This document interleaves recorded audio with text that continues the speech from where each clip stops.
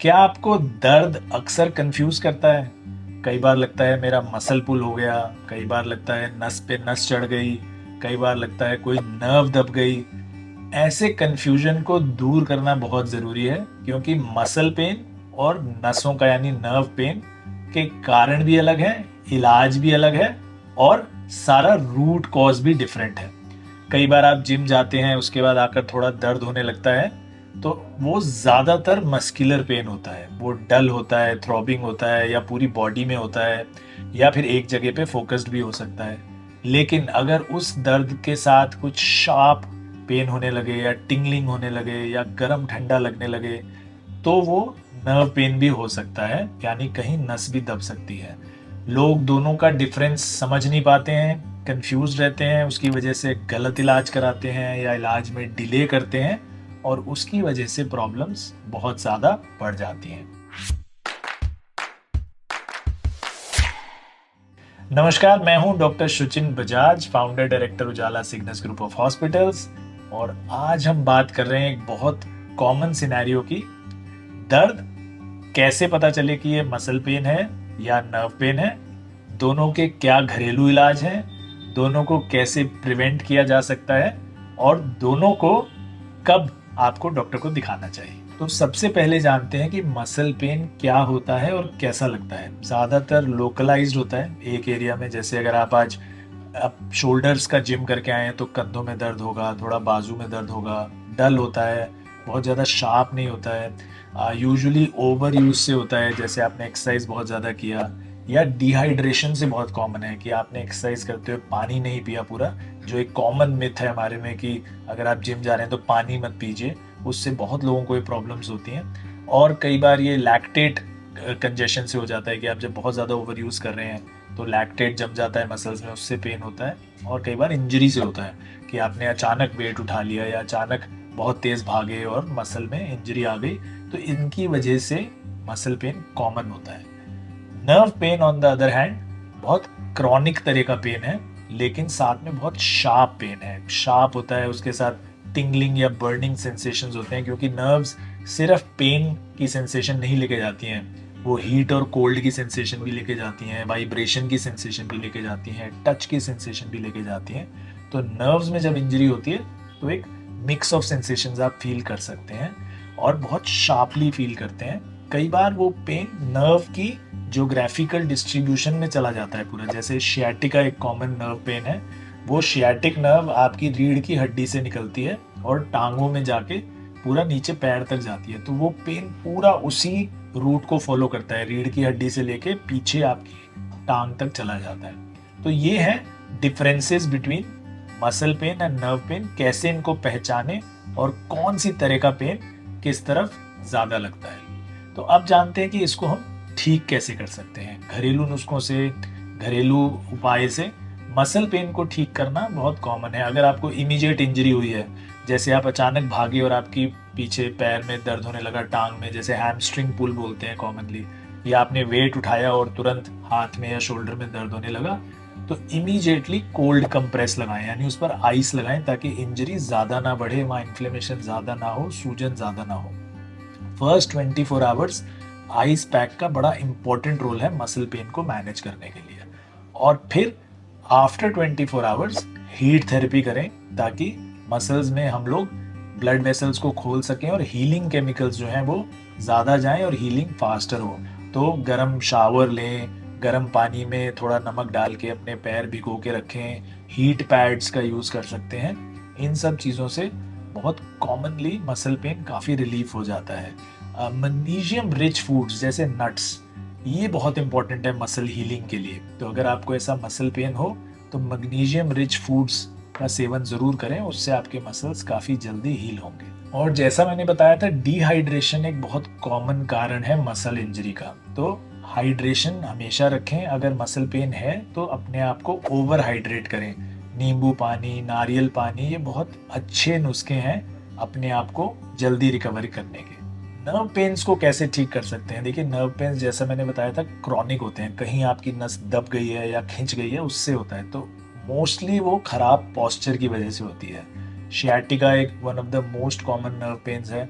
वो आपके रीढ़ की हड्डी में कहीं पे नस दब जाती है, उसकी वजह से होती है। तो posture correction, gentle stretching, yoga जैसे काउ काफ पोजेस, ये आपको बहुत हेल्प करेंगे अपनी नर्व को खोलने में। अगर आपका मेरी तरह सेडेंट्री लाइफस्टाइल है, आप टेबल पे बैठते हैं, लैपटॉप पे काम करते हैं या फ़ोन पर रहते हैं, तो ये आपकी नसें बहुत जल्दी खींचती हैं। कोशिश करें हर 1 घंटे में उठें, थोड़ा वॉक लें अपने ऑफिस में या वर्क प्लेस में, फिर बैठें। हर 1 घंटे में थोड़ा स्ट्रेचिंग करें, थोड़ा सा वेट लिफ्टिंग करें, छोटे छोटे वेट्स अपने वर्क डेस्क पे रख सकते हैं, घर पे रख सकते हैं। तो ये सब चीज़ें आपको बहुत हेल्प करेंगी नेचुरली पेन रिलीफ लेने में। विटामिन B12 नसों के लिए बहुत इंपॉर्टेंट है और इसकी कमी से नर्व्स पर जोर पड़ता है। तो विटामिन B12 सप्लीमेंट्स लीजिए अगर आपको फ्रीक्वेंटली नर्व पेन्स हो रहे हैं या रेगुलरली नर्व पेन्स हो रहे हैं या ज़्यादा दिन तक चल रहे हैं, तो हो सकता है आपके अंदर विटामिन B12 की कमी हो।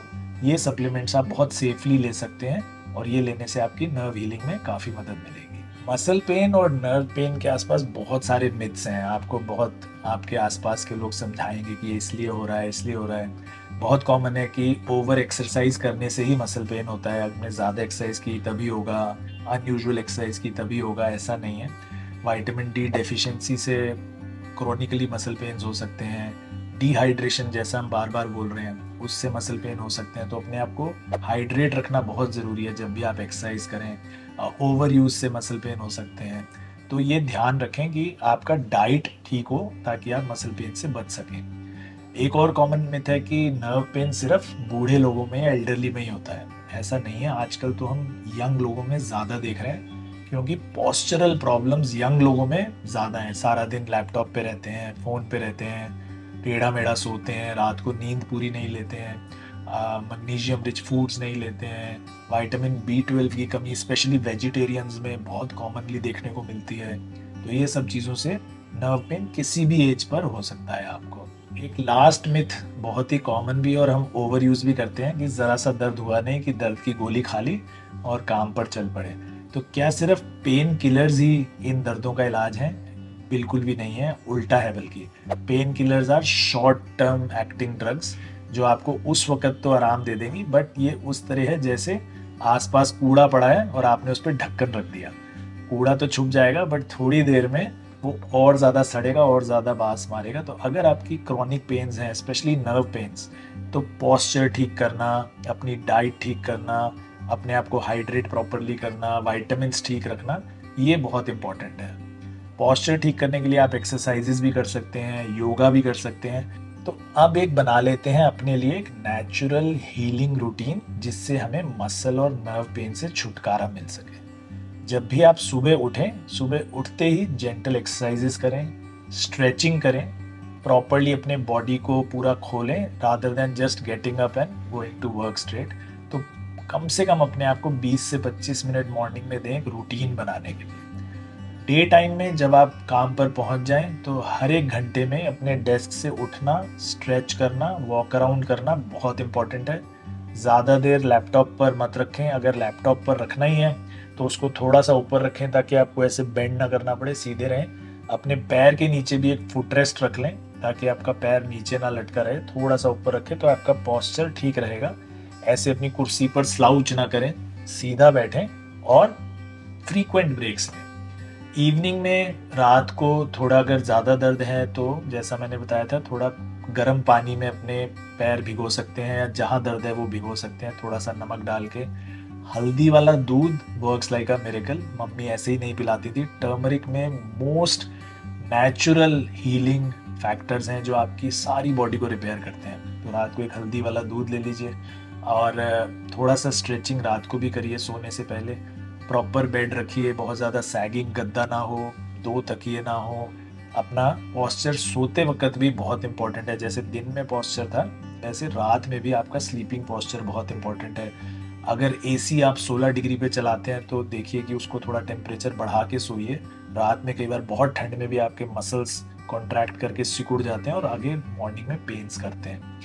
वीकली कोशिश करिए कि एक एप्सम बाथ सॉल्ट्स होते हैं, कॉमनली अवेलेबल होते हैं हर जगह, वो लीजिए और वीकली गर्म बाथ में उससे एप्सम सॉल्ट्स लीजिए। उससे मैग्नीशियम रिप्लेसमेंट भी होता है प्लस आपका एंटी इन्फ्लेमेटरी इफेक्ट भी होता है। तो वीकली अगर आप वो लेंगे तो उससे आपके मसल्स बहुत रिलैक्स रहेंगे।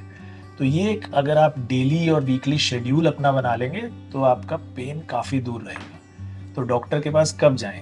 पेन बहुत लंबा चल रहा है तब जाएं, बहुत सीवियर पेन है जो सहन ही नहीं हो रहा तब ज़रूर जाएं, टिंगलिंग सेंसेशंस, हीट लॉस वगैरह कुछ होने लगे, आपको पता ही ना चले कि मैं पकड़ रहा हूँ तो गर्म है या ठंडा है, या रेगुलर टिंगलिंग हो रही है, तो ज़रूर जाएं। अगर कहीं भी वीकनेस आने लगी है किसी भी बॉडी पार्ट में, जैसे टांगों में अगर आपको चलने में प्रॉब्लम हो रहा है या हाथ से कुछ उठाने में प्रॉब्लम हो रहा है, मस्कुलर वीकनेस अगर कहीं भी आ रही है पेन के साथ, तो एक इमरजेंसी है, उसमें डॉक्टर को इमीडिएट दिखाना बहुत आवश्यक है। तो मुझे लगता है कि ये सब चीज़ों से आप दर्द से निजात पा पाएंगे। रेगुलर डेफिनेटली कोई पेन नहीं होगा, अगर कभी कभार हो भी जाता है तो घरेलू इलाज से ही ठीक हो जाएगा और आपको दर्द की गोली नहीं खानी पड़ेगी, जिसके अपने बहुत सारे साइड इफ़ेक्ट हैं। अगर इस वीडियो के बारे में आपके कोई भी सवाल हैं, कोई भी क्वेश्चंस हैं, अगर आपके किसी फ्रेंड या रिलेटिव को रेगुलर पेन्स रहता है और वो ठीक नहीं हो रहा है, तो नीचे कमेंट बॉक्स में ज़रूर लिखें कोई भी सवाल, कोई भी कमेंट, कोई भी स्पेसिफिक इशू, और मैं और मेरी टीम आकर जल्द से जल्द सभी सवालों का जवाब देंगे और जल्द ही मिलेंगे नेक्स्ट वीडियो में। नमस्कार।